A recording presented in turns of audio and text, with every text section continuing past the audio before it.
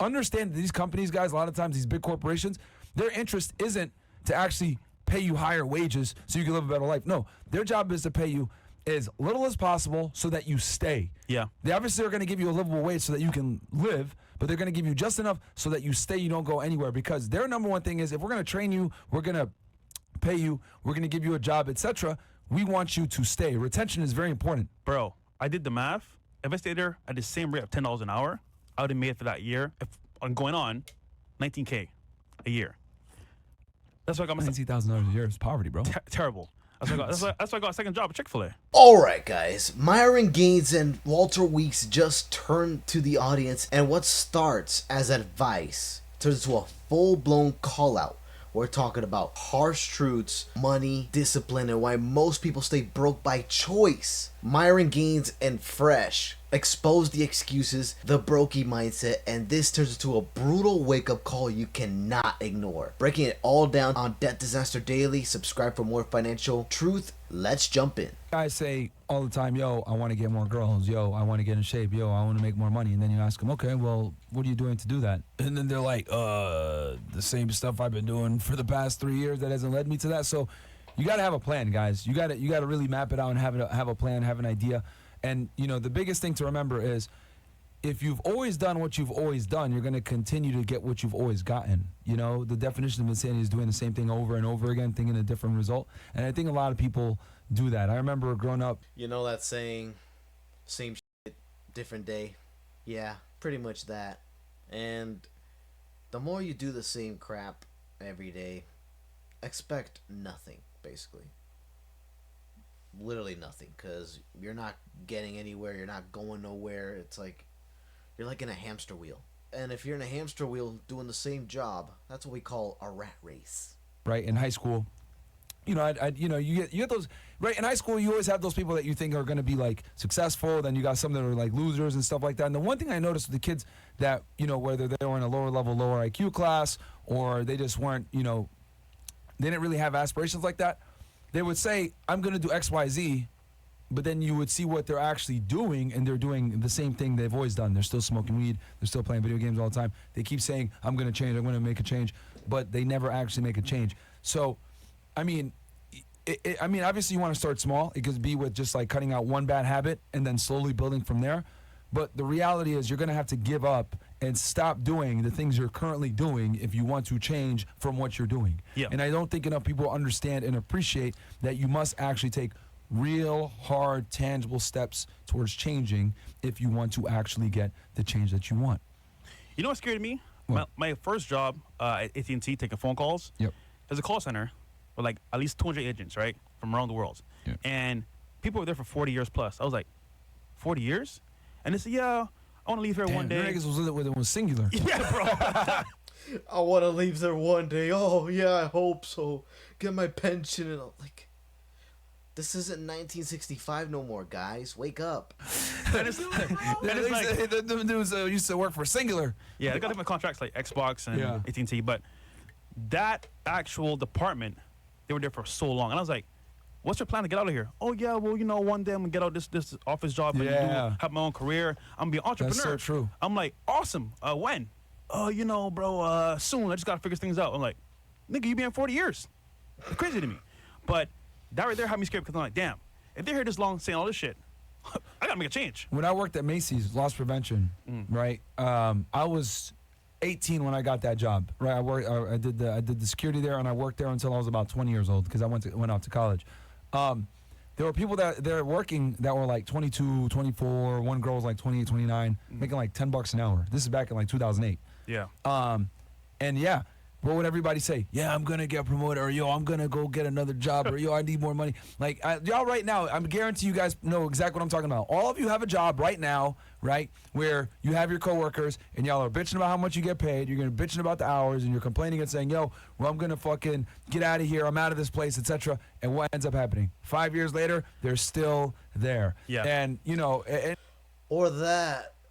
Or they find another job and they get stuck there. And it's not even that much of a different wage setting or wage gap that they're looking for. It's like, brother, like, what are you doing? Like, Have a plan, at least. And guys, we've worked these kinds of jobs, so we understand what it's like working a low minimum wage job, etc. Working around these people, and everyone's saying, oh, "I'm going to do better. I'm going to get out of here," and they fucking never leave. And the reason why they never leave is because they keep doing the same bullshit that got them there in the first place and keeps them the job. You know what gets me too is like, Yeah. oh yeah, bro, why are you staying for overtime? It's like, because I want to save money to invest. Yeah. Oh, bro, let's go drink a beer. Yep. Nigga, you just said you want to be an entrepreneur. Yeah, Let's not yeah, be an yeah, entrepreneur. yeah, yeah. But again, it's the mindset to say, you know what, I'm going to say this, but action-wise, are they going to do it? No. Yeah. No, man, they end up becoming entrepreneurs, which means trapped in the fucking job that they got, and they'll never actually become an entrepreneur because they never change from what they're doing. And it's amazing to me because these people say this stuff. That's why they call it a dead-end job. Yeah. Because people sit there and say, I'm leaving this dead-end job, but they never fucking leave. They never leave because they make just enough, right? It's literally slavery. So what they do is this. They give you just enough money to pay your bills and be what I call comfortable enough, Yeah. right? Where you're able to pay your bills and just chill. Where you need the job to continue to sustain it, but it's not enough to actually move away. And that's what employers want. They want to give you enough money just so that you could go ahead and continue to live the lifestyle that you currently have and be somewhat comfortable and not give you a cent more. Why? Because if they give you more, if you're smart, you'll invest, you'll move on, you'll do something else. So understand that these companies, guys, a lot of times these big corporations, their interest isn't to actually pay you higher wages so you can live a better life. No, their job is to pay you as little as possible so that you stay. Yeah. They obviously are going to give you a livable wage so that you can live, but they're going to give you just enough so that you stay, you don't go anywhere, because their number one thing is if we're going to train you, we're going to pay you, we're going to give you a job, etc. We want you to stay. Retention is very important. Bro, I did the math. If I stayed there at the same rate of $10 an hour, I would have made it for that year, if I'm going on, $19K a year. That's what I got myself. $19,000 a year is pop. See, 19K back then, and I'm not saying like 10 years ago, 20 years ago, probably like 30, 40, 50 years ago. That was something. But this is 2026. 19K is, like you said, poverty. Like, there's no way anyone can live with that. And I'd be amazed if people did. Like, I don't know how they do it. For those, it must be a small amount though. But still, like, that's just not livable these days. Poverty, bro. Terrible. That's why I got a second job at Chick-fil-A. It's like, bro, like, I need a way out of this shit, you know? So, you gotta have a plan, man. Yeah. You gotta have a plan. So, guys, that's step number one, because I know all of you guys right now in the chat know exactly what we're talking about when you have that job, right? Especially when you're younger, you have these, minimum wage paying jobs or whatever. Everyone is complaining, bro, this job sucks, yo, I'm going to get out of here, etc. Lunch break. Yeah, niggas are complaining about shit, and no one goes anywhere, bro. They all fucking stay there. So don't be that guy. All right, number two, guys. This is a good one. Get a dry erase board or notepad to write it down, but it must be visible. Guys, as someone, as you guys can see here on the pod, who writes things down, I can't even explain to you how important it is to personify your thoughts down on written paper through pen. It's one thing to listen to something, it's another thing to write it down. When you write it down, how do you guys think I'm able to like just make these girls look ridiculous a lot of the times whenever I'm, doing debates or whatever? It's because I write stuff down, and it forces you also, when you write things down, to really comprehend and understand, right? And it keeps things fresh in your head, and when you're actually writing it down, it just makes it way more solid in your head. So writing your goals down, right? Obviously, I'm not telling you how to write shit down when you're debating people. No, I'm just giving you guys an example of the power of the pen. But in general, if you're able to write down your goals, it's going to be instrumental in your long-term success. Well said. You can. Let me just say this real quick.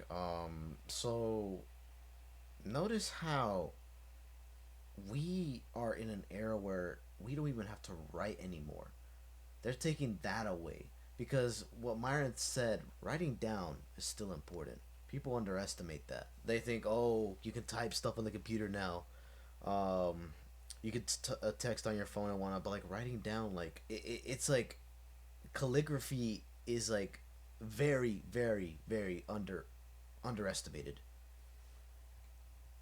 Because you're moving with your body, writing stuff down. It's like a way of memorizing things, if that makes sense. It's like your brain actually captivates like what you're writing and whatnot. So people underestimate that. Can talk about this? Yeah. So it's funny. We did a call with my network. We spoke about goal setting and having a dry erase board. So there's one right here that actually you had in your in your actual house. Yeah, Angie uses it. This one's actually pretty good. So Angie's really smart. She's saying basically her goals for Myron right here, right? But anyhow, in any case, It says call companies, pay bills, because Angie helps me with my real estate, right? Obviously, with like paying the water bills and electricity and all those other BS, and then because I don't want to deal with that stuff. And then Instacart, which obviously to get the stuff, because as you know, we bring the girls here and stuff, so we got to have like the juices and shit for them and all that stuff. So yeah, but you want a bigger board than this. You want a board from Target or Walmart that's huge, a rectangular board that's gonna be way bigger. Yeah. But in any case, this is the success glitch that people miss all the time, which basically means you're gonna write down your goals, A to Z, right? Short-term and long-term goals. However, you're gonna put it in your room where you can see it whenever you wake up in the morning or when you go to bed at night, because you want to have it fresh in your brain where you're like, okay, right now I have goals to achieve, and looking at every day is like, damn, I didn't do A to B, C, or D. I need to get on that. Now, granted, writing it down doesn't mean it's gonna happen if you don't execute. But if it's in your face, you're like, damn, I can see right now clearly what I need to do. And taking it a step further, if you want to be more visual about it, have pictures of actual goals, for example, of a car you want, a house you want, maybe a job you want, in your room, pictures of it on your wall as well. So imagine having a board with all your goals on it, plus images to highlight those goals in your face every morning. You're either gonna do it, or sit there and be like, damn, I'm a loser for not doing my goals. So having that in your face every single day is powerful. And when you write it down, guys, it's in your memory. So keep that in mind. Visual and actually writing it down has a lot of power to you as well. yeah, It's huge. and I think the important thing is because you had your board, right? Everyone makes fun of you and talks all this shit. You had a video that went super viral. You got like 15 million views or something like that, right, on Instagram? Yeah. Before we got taken down.